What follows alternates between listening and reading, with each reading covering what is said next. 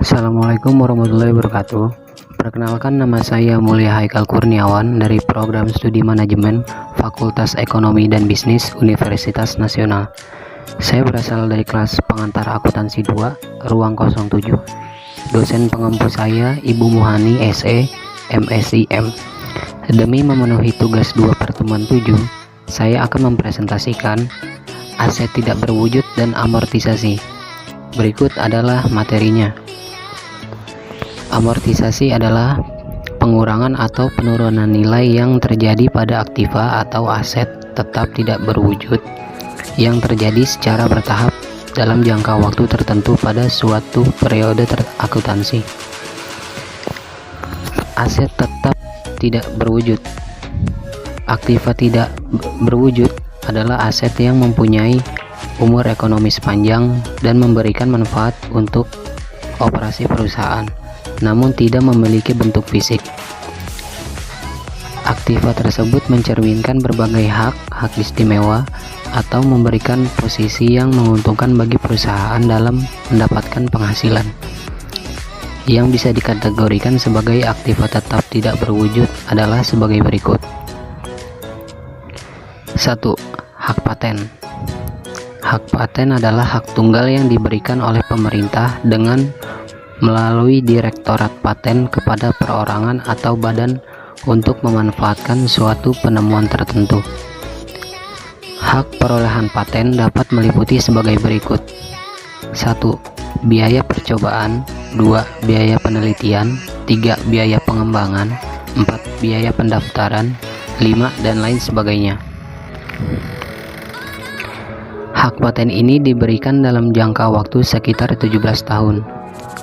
Jika hak paten didapatkan dengan cara membeli, maka akan dicatat sebesar harga perolehannya, yaitu sebesar jumlah uang yang dikeluarkan untuk mendapatkan hak tersebut.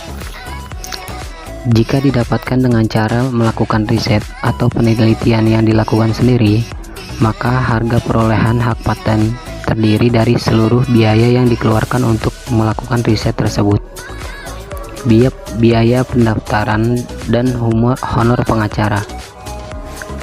Hak paten harus diamortisasikan selama umur ekonomisnya dengan batas waktu maksimal 17 tahun. Jika karena suatu hal tertentu yang menyebabkan hak tersebut sudah tidak lagi memberikan manfaat atau sudah kehilangan nominal komersialnya, maka nilai buku dari hak paten tersebut harus dihilangkan. 2. Hak cipta atau copyright. Hak cipta adalah hak tunggal yang diberikan kepada seseorang atau badan untuk memperbanyak dan menjual suatu barang yang berasal dari hasil seni atau karya intelektual. Misalnya, seperti hak cipta yang diberikan kepada pencipta lagu, penulis buku, dan lain sebagainya. Hak ini bisa didapatkan dengan cara penemuan sendiri ataupun bisa dengan membeli. Hak cipta ini diberikan dalam jangka waktu sekitar 28 tahun, di mana terdapat kemungkinan dapat diperpanjang selama 28 tahun kedua. Apabila didapatkan karena penemuan sendiri, maka biaya untuk mendapatkan hak cipta tidak terlalu besar. Oleh karena itu, dapat diperlakukan sebagai beban pada periode perolehan. Apabila didapatkan dengan cara membeli dari pihak lain, maka harga perolehannya akan cukup besar. Oleh karena itu, perlu dikapitalisasikan sebagai aktiva tetap tidak berwujud dan diamortisasikan selama masa manfaat atau umur ekonomisnya. 3. Merek dagang atau trademark.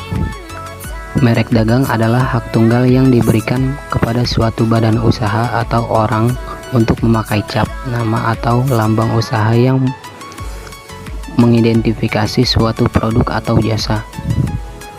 Jika biaya yang dikeluarkan untuk mendapatkan merek dagang tersebut tidak material atau tidak besar, maka biaya tersebut bisa diberlakukan sebagai beban pada periode perolehannya.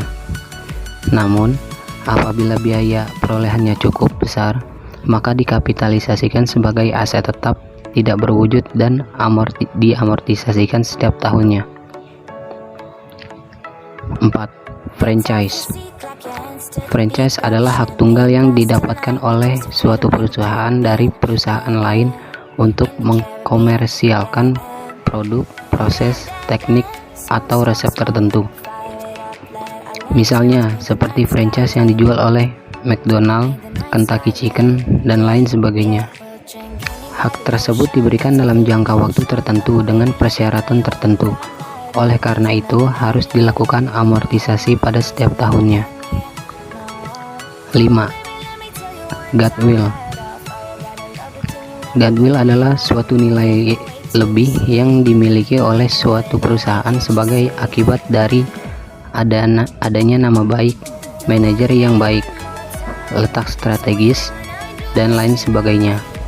Goodwill ini hanya bisa diakui atau dicatat jika sudah berpindah dari suatu perusahaan melalui pembelian perusahaan lain, yaitu pada harga yang lebih tinggi dari nilai wajar aktiva netonya. Kelebihan harga di atas nilai wajar itulah yang akan diakui sebagai harga perolehan dari goodwill.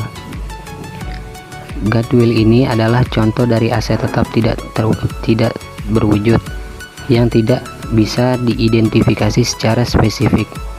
Apabila dilihat dari segi akuntansi, goodwill merupakan suatu kemampuan dari perusahaan untuk menghasilkan laba di atas laba normal dari perusahaan dalam industri yang sama. Goodwill ini berkaitan dengan atau muncul dari berbagai macam faktor yang cukup sulit untuk diukur secara kuantitatif atau angka, seperti 1. Hubungan yang baik antara perusahaan dengan konsumennya. 2. Tempat usaha yang strategis. 3. Aktivitas produksi yang efisien. 4. Hubungan yang baik antara perusahaan dengan para karyawannya. 5. Berada pada posisi persaingan yang menguntungkan, dan lain sebagainya. Karakteristik aset tidak berwujud. Aktiva tidak berwujud ini mempunyai 3 karakteristik, yaitu sebagai berikut. 1. Dapat diidentifikasi. Supaya diidentifikasi, aset tak berwujud harus dipisah dari perusahaan, bisa dijual atau dialihkan, atau timbul dari hak kontraktual atau hak hukum dari mana manfaat ekonomi atas kontrak tersebut akan mengalir ke perusahaan. 2. Tidak mempunyai eksistensi fisik. Aset berwujud misalnya seperti gedung, tanah, bangunan. Ini merupakan bentuk fisik dan dinilai berdasarkan hal tersebut. Namun sebaliknya, aktiva tidak berwujud mendapatkan nilai dari hak dan keistimewaan yang diberikan kepada perusahaan yang memakainya. 3. Bukan aset moneter.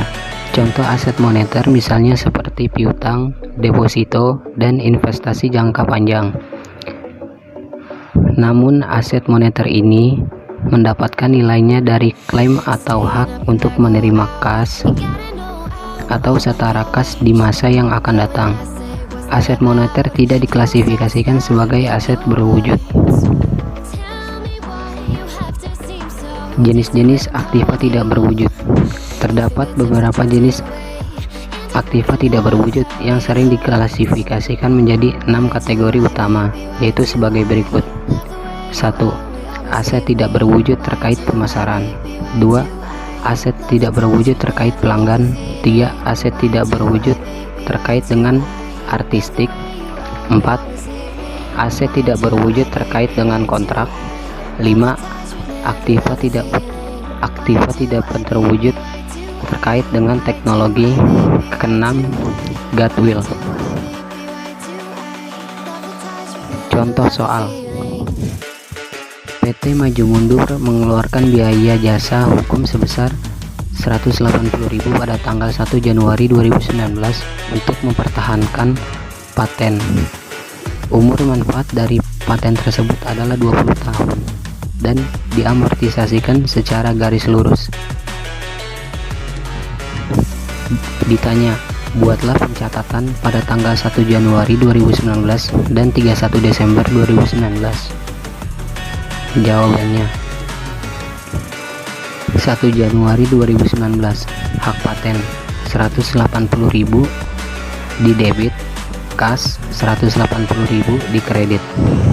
31 Desember 2019, beban amortisasi hak paten 9.000 di debit, akumulasi amortisasi hak paten 9.000 di kredit.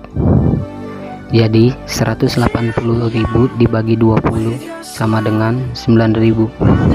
Sekian presentasi dari saya, kurang lebihnya mohon maaf. Assalamualaikum warahmatullahi wabarakatuh.